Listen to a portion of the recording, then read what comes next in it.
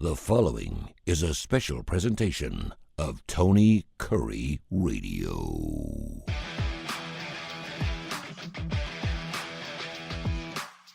Welcome back to another fantastic Keefer and Kurre. I just listened to Need to Know. You need to listen to that show because it is my radio partner here talking out his side of his you-know-what for 30 minutes straight.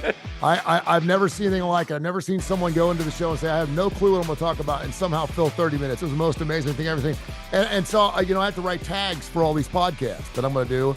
And the tag for this podcast is what 8 days in Las Vegas makes you realize this is what you need to know. That's exactly, that's perfect. Because it was very, not some, I don't want to say therapeutic, but it was very reminiscent of a lot of the things that you've enjoyed in your life, including your family and stuff that you've done in Las Vegas. So I wanted to bring that up. So make sure you listen to that show. Something happened this past Saturday night in Tupelo, Mississippi. Oh, wow. At the Cadence Bank Arena that I wanted to throw out at you. I don't know if you saw the story. And again, when you're in Vegas, I did not. You don't know what's going on in Vegas or what's going on outside Vegas. Yeah, it's like being on a different planet. It's its own news cycle, and that's why you go. So evidently, Brantly Gilbert, who is a country music star, was on stage playing some music, doing his thing before a sold-out show there at the Cadence Bank Arena in Tupelo, Mississippi on Saturday night. And he's walking off stage, and someone gives him the finger, says, "Hey, come over here. We need to talk to you real quick." Says, "We have an emergency. Your wife is giving birth in your tour bus right now."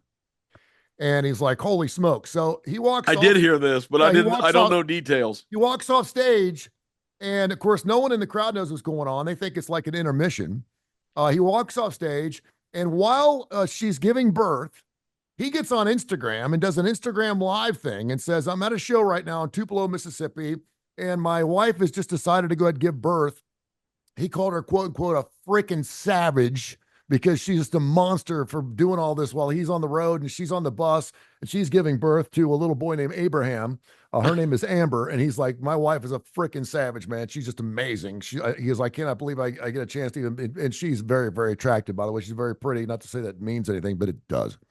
So he's like, "This woman was the most amazing thing I've ever done in my life." He's also got an 8 and a 6-year-old daughter, and this will be his third child. And then after she gives birth, he posts a picture of the child's not breastfeeding yet, but the child's up on her chest. She's got a sheet that's covering herself, and she's sitting, looks like a tour bus couch. Wow. And he says, "The show must go on." Yeah. He leaves the bus. And he goes back out and says, "Ladies and gentlemen, I just had a baby boy." And of course, the crowd goes crazy. Anyone's following him on social media sees that he's released this. And so people are sharing that, which was a really, really cool, neat way of doing things. Yeah. I remember when my wife gave birth to our first child, I adopted my first 2 boys from Guatemala. They're not brothers, but they were about 2 years apart. And because we had a hard time getting pregnant, and then my wife at the age of 40 got pregnant, and the doctor said, "We're going to do everything we can to make sure we had this child." And we were so blessed. And now she's 12 years old. Her name's Lila Jane. And I remember I was doing radio with Jay and Al doing the opening drive. And obviously I'm telling my boss, and I knew that we were going to have this child on a particular day because we were having a C-section. I said, he goes, "Well, take all the time off you want, blah, blah, blah." I said, "Well, I'll call the show." And he goes, "Are you sure?" And I said, "Well, yeah." I said, "That'd be great for ratings, man." I said, "I can call the radio program while my wife's in labor. That'd be super. I mean, how often do you get a chance to do that?" And I was all about the numbers, brother. I mean, you're talking to a guy that sat on the billboard for three weeks. I rode bulls. I did everything. It was all about the ratings, all about the numbers. And so I called the radio station on the hotline while my child is being born. And I'm kind of giving a play-by-play. And you can hear, my daughter crying in the background as she's being born, and I'm crying, and it was a beautiful moment. I don't think it was too intrusive. My ex, who's my ex now, didn't seem like she could care one way or another. She knew that was just part of who I was. And now looking back on it, I'm kind of like, it's such a sovereign, important, intensive, personal event. And I'm like, and so when I saw that Brantly Gilbert was doing that with his child, the first thing I thought of was, I wonder if his wife gives a rip. And she probably doesn't, because she knows he's a superstar. He's rock and roll. The show must go on. She gets that. She understands that's his part of his life, and he was there for the moment. I mean, he was there for the moment. And so I was on Fox 6 this morning, and they were asking me about whether he did the right thing, and I said, well, first of all, I think it has a lot to do with whether you're talking about child number 1 or child number 5. Yeah, that's a good point. I think that has a lot to do with it. And second of all, it's just funny because I've got this thing at social media right now. It's super important, certainly to our business. I understand that. And I want people to read my social media, but it is a look at me, look at me, look at me, look at me. And I'm in a part of my life right now where I'm just kind of like, I'm just putting out great shows, and if people like them, they want to listen to them, like Need to Know and Keefer and Kurre and Starting Lineup and all that. That's great. That's great. As far as in just continually pushing things out and sharing my beef stroganoff that I had at a restaurant last Saturday night and saying, look at this wonderful beef stroganoff I had on my Instagram. I just don't do that kind of stuff. It's just, I mean, I'm like, but I mean, it would get reposted 1,000 times. I don't get it. I don't understand it. So I'm careful what I post, and it's got to be important. But I just want to get your thoughts. You've been in this industry, broadcast industry, for a long time. You've been calling dogs and ponies at tracks your entire life. I'm sure there have been some times where, you have to work. Mike Dubberly even asked me, he said, what happens, man, in Radioland? Because we used to be live. We were live 24 hours a day. Oh, sure. And if something happened in the middle of your show, you didn't have somebody come in. There was no one to fill in for you. I mean, if someone got sick or something like that, if you got sick in the middle of the show, you stayed there. You just stayed there and you worked it out until you got off. Yeah, because you couldn't leave. There wasn't anyone that's going to come up, or if they were going to be a couple hours, and it wasn't going to make a difference. So I wanted to get your thoughts on how you've dealt with some things, because I know you have 2 older sons. Did you have any issues with that with your older sons? And how that lie with your ex, and how you dealt with those kind of things, and just the show must go on. What's your thoughts on that? You made a really profound point on a second ago on it's really not fair or sensible, but the first one is such a wild ride that you really don't know what to expect. The first one is different. The first one that you have is, I mean, you're prepared 2 weeks before, and every moment you're thinking this could be it. Every time she has any kind of crazy, aberrant feeling, you think, oh, this is it. We got to get ready to go. So our first one, and I was fortunate at that point to be working in an organization up in Memphis where, as you mentioned, I was the director of publicity and the track announcer at Southland, which is in West Memphis, Arkansas, just across the bridge from downtown Memphis. And luckily, at that time, my late brother, Charles, also was on the staff there. He basically operated the photo finish equipment, which was a technical job but when there's a real close finish, he had to develop the film and show it to the judges so they can make a call. But my brother also was a very skilled announcer. He was my backup. So when I had to miss things, Junior did double duty. He would call the race, dash to the photo finish booth, develop the film, and put it up. But that first one, I basically missed that entire weekend because we knew it was imminent, and he filled in for me. So I really got a break there because there's not a lot of people that can go up in the booth. And I mean, there's a lot of people that go up and go, hey, it's time for the second race. But calling a race is quite a unique skill set. And in those days, Southland was a huge deal. We were doing gigantic money and had big crowds, especially on the weekends. And of course, Saturday was a doubleheader day with the matinee and evenings. So, of course, my wife goes into labor like late Friday night. We panic, go straight to the hospital. She lingers like all day, 7 or 8 hours, and finally at 4 o'clock in the afternoon, I'm just on edge, walking around. Any progress? And they come in like every half hour and go, she's whatever centimeters. It's going to be a little longer. Well, then Tony, this is kind of ridiculous, but the hospital some schmuck administrator comes in. It's finally like the last half hour before. Mr. Keefer, we need you to come down to the desk. We got some questions. We're trying to finish up your paperwork here. They're wanting to ask me a question about my insurance and that kind of stuff. And I said, I'm 30 minutes from the birth of my first child here. I mean, are you kidding me? I was just incensed. But that's, hospital policy. We got to get all this squared away. So that was the first one. The second one is different because you're waiting, you know better than to get there 7 or 8 hours early. Mm-hmm. Well, Tony, we managed, and the hospital in West Memphis where Case was born was now not doing birth deliveries anymore. I guess it got, from a liability standpoint, they just got out of that business. So now the hospital was like 20 miles away over on the Memphis side. So at 6:30 again on a Saturday morning, we're very consistent with the Keefer family.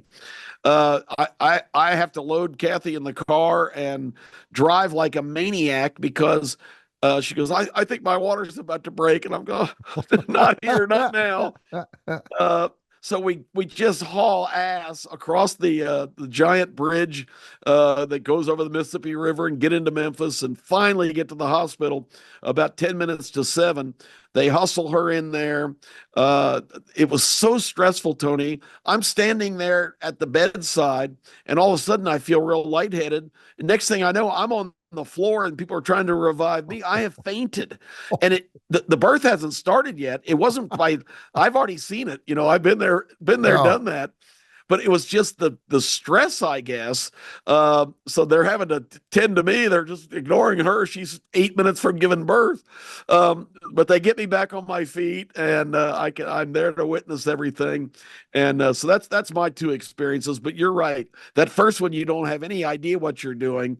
But in situations like the musical performer over the weekend, I mean, I think he handled it the best way. And when you've had a couple, you kind of know the drill.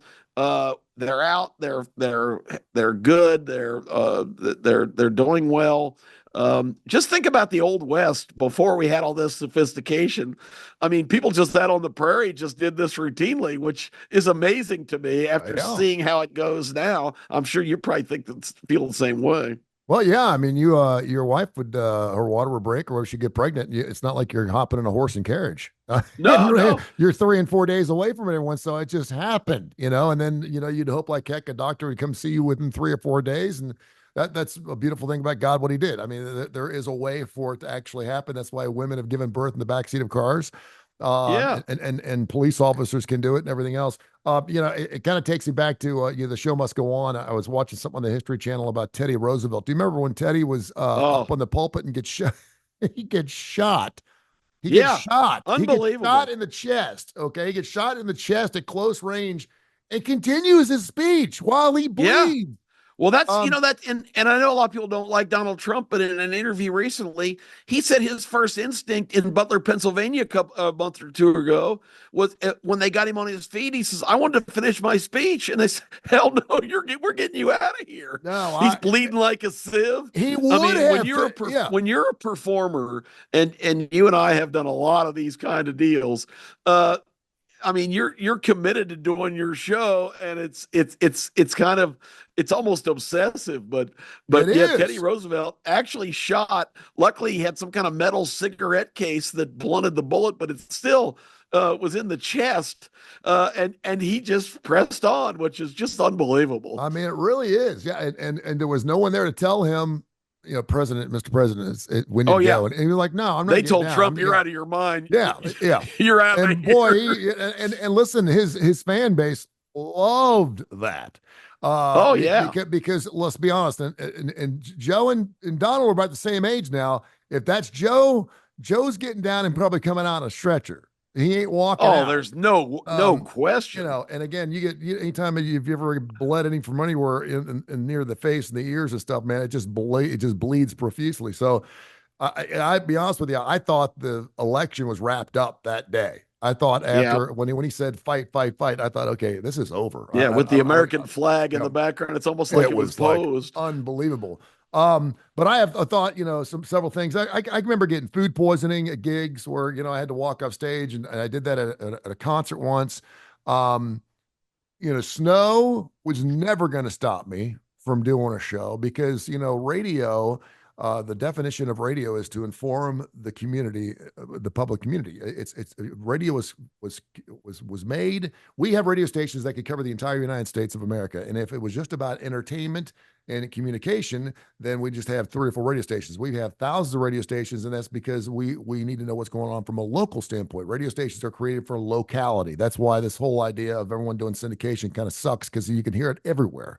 We love the local radio, so that's why I started Tony Kurre Radio. I love to hear Kip Keefer. I love to hear Tony Kurre. I love to hear, Michael Coleman, and because you can't hear it now with the internet, obviously you can hear us everywhere, but it's still local. 85% of my listening audience is within 100 miles of the Birmingham area. And, I remember, if it was going to a sniff of snow, I'm packing a bag, I'm going to the radio station. And of course, the people I used to work with thought I was crazy. I said, this is what I live for. This is what I live for. I said, I'm on the radio.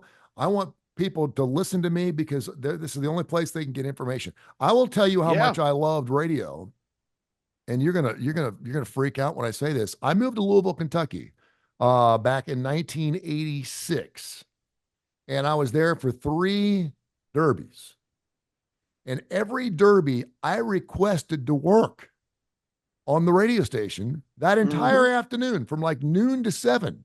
And of course, everyone at the radio station was like, hallelujah, Tony Kurre lives, because my ass ain't coming into work. I'm going to be at the Derby. Everyone was at the Derby, throwing down, having a great time. I wanted to work the Oaks that night. I wanted to work all day on that Saturday because I knew I was the only game in town. I knew there was only one place. We didn't have the rights to run the race on the radio station, but I knew that everybody in the world was coming into Louisville, Kentucky to watch the Derby, and I was on the radio, and I had a chance to be on stage. I don't care how many people were listening, but I had a chance to put on a great show and do a wonderful job. And so I wanted to work. I asked to work, and people were like, and I loved horses. I'm from Cincinnati. We had, River Downs, and I loved, betting on the horses. But I also really enjoyed the radio aspect of it. And, the old show, I do remember, I do remember, do you remember the movie All That Jazz?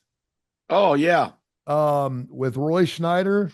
And it starts at the beginning of the movie where him popping a couple of pills, looking in the mirror going, it's showtime.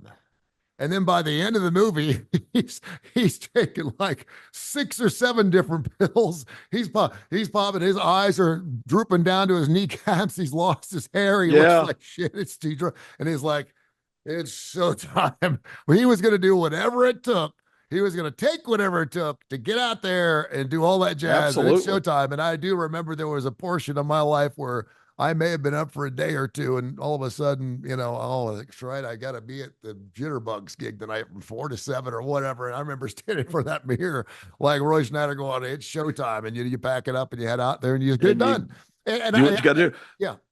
I think the greatest story along these lines that I've ever heard, and it inspires me every time I think about it, but when Jim Valvano, the coach of North Carolina State, was stricken with cancer, he declined pretty rapidly. But he still insisted that he still wanted. He had a passion for golf. He wasn't coaching NC State anymore. Had run into some NCAA violations or whatever, which were kind of ridiculous. You don't ever hear about that, do you? No, you don't, and for good reason. So Valvano, who was celebrated like crazy for pulling off the biggest upset in NCAA tournament history, when his ragtag North Carolina State team beat the mighty Houston Cougars with Akeem Olajuwon, Clyde Drexler, Michael Young. These are all NBA players. Yeah. Houston was unbeatable, Tony, and North Carolina State found a way to do it. So Valvano, when he was stricken with cancer, they began what's now the V Foundation, which was money for fundraisers for people with cancer for research. Dick Vitale was the driving force behind getting that started. And they had a big event planned in New York that night where Valvano was going to speak. But the morning that he was supposed to do that speech, he was so sick in bed, couldn't even move hardly. Mike Krzyzewski, who was the coach at Duke all those years, was going to fly up with him to attend that event. He got to Valvano's house in his car with his driver to pick him up, and his wife brought him up to see Jim, and he called New York and said, "There's no way Jimmy V is going to be able to make this. He is so bad today. We're gonna have to pivot and do something else." And his wife went up and told Jim that we're not going to New York now. And he somehow he sat up in bed, put his feet on the floor, and said, "Get me to the shower. We're going to effing New York. I have to speak tonight. This is critically important to me and to people in the future that might be in my position." Yeah. And this guy, Tony, came off literally his deathbed, basically, pushed himself. They got him up there. They had to dress him themselves in his tux because he was too weak to do it. And then the most amazing thing happened when those lights came up and they had him side stage. They were going to help him to the podium. He broke off from all the people trying to get him out there, said, "No, no, no, I'm walking to the podium." And he came striding out like nothing was wrong. And he made probably the most amazing speech that I ever can remember. Yep. It chokes me up to even think about it. But it was the one was "Don't give up. Don't ever give up" was at the end. He says, "Maybe it's too late for me, but your support of this foundation could save countless people down the road." And you talk about a guy with the show must go on mentality. That is the shining example of what we're talking about. Yeah, and I you're right, because every time I hear that speech, it's like when Forrest Gump comes on, I have to watch it. I just have to watch it, and whenever I hear that Valvano speech, don't you love the part I where the guy off stage is signaling him he's got 30 seconds? He's like, this guy's telling me I got to get down on stage, and he uses some Italian curse word. I don't know what it is. Bufangu. Could you believe? This schmuck is telling me I got 30 seconds. Yeah. Could you imagine being me? that guy? Because someone had to tell that guy, "Hey, flash the light. He needs to come down." Oh, that's what it was. Yeah. Yeah, it's like there's no way. This is not the Academy Awards. Get out of here. No, he was gonna speak for you. That was great. That speech is just so wonderful. Go back and watch that on YouTube if you haven't seen it in a while. Oh, man. Because if you're kind of having a down day or you're feeling sorry for yourself, look what Jimmy V did. And then supposedly, Tony, as soon as he walked off the stage, as soon as he got out of range from the audience, he basically collapsed into the arms of 4 or 5 other people. I mean, so just to be able to reach down and find that is such a great example to all of us and exactly what we're talking about. No, I totally agree with you. And the show must go on. There is a certain and I wasn't sure where this was going, and I love this because it really speaks to the heart. And if anything else, just the adrenaline of the human body to continue to go on when it really needs to. And my dad was stricken with cancer, and then he had chemo, and then he beat it, and then he got cancer again. And just to show the human life and just how it works, he had fallen like on a Friday. And thank goodness my mom was a hoarder. There were so many boxes in the garage that my dad couldn't hit the floor. It was impossible. You fall in my garage. My dad said, your mom was here for me, man. I fell and didn't break a bone. But he fell and went into the hospital, and they were going to administer hospice at his house. And my dad said, no. He's like, I'm not. My dad was a very proud man. He had bed sores and the whole nine. And my sister had to do everything because she was a nurse. And he's like, and he didn't even want her to do that. But he's just a very proud man and wanted to be able to do everything on his own. And the guy threw newspapers out a window for 40 years and just was just an amazing man. He was the John Wayne of my time for sure. And he was in the hospital, and I couldn't get up because I had some other issues that were almost as severe here with my wife at the time. And I kept trying to find him. I could not find him. And I knew that he had fallen, but I knew he was still alive. And my dad was my best man at my wedding, and he was just he's my best friend. And I kept trying to call everybody. I called my sister, and my sister said, "Oh, they took him out of the hospital, and they put him in this other facility. They put him at a facility before you take him home." And basically, they were telling him he had cancer, but he was going to live. He didn't want to live anymore. He just was like, I'm ready to go. And so that Monday morning, I finally found him and found a phone number to reach him. And I called him, and the nurse answered the phone. I said, "Hey, I'm Tony Kurre, so I'm Dick Curry's son." She goes, "He's been looking for you." And I said, I've been looking everywhere for him. I said, I didn't know where to reach him, didn't know how to find him, couldn't call him, blah, blah, blah. And she said, well, she said, I'll put him on the phone. She said, but he hasn't talked in 2.5 days. And he's going to go quickly, and it's not going to be long, blah, blah, blah, blah. I said, okay. I said, thank you for letting me know. She said, but you can certainly talk to him. So put her on the phone. So and then that's the silver lining of cancer is, you're not going to live forever. When you've been given a sentence, you get everything off your chest. There's nothing else I could have said to him. He was my Vegas guy. I went to Vegas 25 years straight with him. Which I love that story. Yeah. Taylor Hicks Oh, making man. him feel special at that show. And you had a chance to share that with Taylor on our television show recently, and that was awesome. Yeah. And so I could hear him kind of murmuring a little bit and kind of grunting a little bit. And I said, Dad, there's nothing else you need to do here. I said, you just need to go. I'm going to pray to Jesus that he takes you, whenever you're ready, and blah, blah, blah, blah. And my dad said, I love you.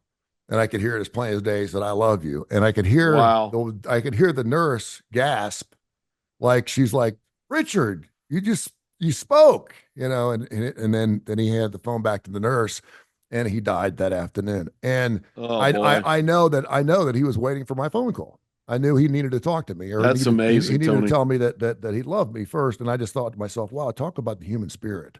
He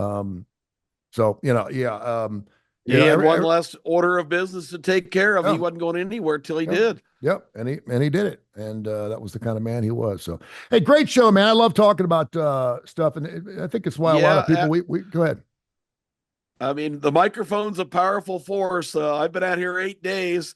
I've done 2 sports shows at our shows on in Birmingham at 8:00 on Saturday morning. That was a 6:00 start for me. Mm-hmm. And then yesterday I got to sleep in. We weren't on for the morning after till 7:00 out here. And thank you, Tony, for letting me be on the air at 9:00 local time today.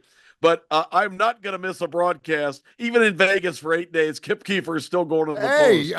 You're the man. The show must go on, because I texted you this morning. I wasn't sure if he had flown back yet, and I thought, man, if he hadn't flown back yet, I'm just going to tell him take the day off. I mean, listen. No way. No, and you were like, give me Here's 30, a microphone. Give me 30 I'm on minutes, the air. You son of a bitch. I'm ready to go. I was like, all right, let's go, baby. I love it. All right. Well, have safe travels back here to Birmingham. I'm glad you had a great time out there on your birthday, and hope you got a wonderful time to spend with your family. It's time to get back to work. The show's fantastic. The Saturday morning show was wonderful. By the way, our picks are like through the roof again. We were hitting that middle. Yeah, I actually had a good week for a change. I did too. I was 5-1 on Saturday. I missed one play on the show, and then our K4 wins thing, we were 7-0-1 again, or something like in pros yesterday. So we were on fire. So make sure you check out our show. Starting lineup, ABC 3340 again.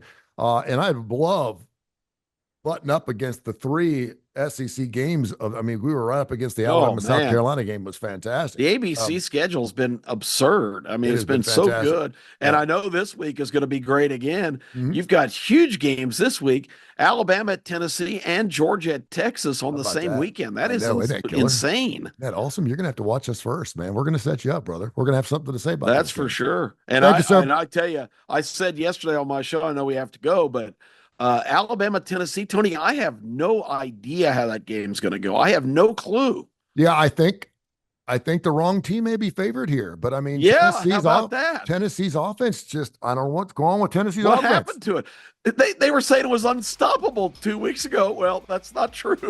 They're finally starting to play some defenses, is what it is. But come on, they had 0 at halftime this week. What in the world? That's crazy. So we've got a great week coming up with all of our football shows, and then we'll be back here next week, first of the week, to kind of talk about those and whatever else might come to mind on Keefer and Kurre. Staple travels, my friend. We'll see you when you get back. Thank you, Tony.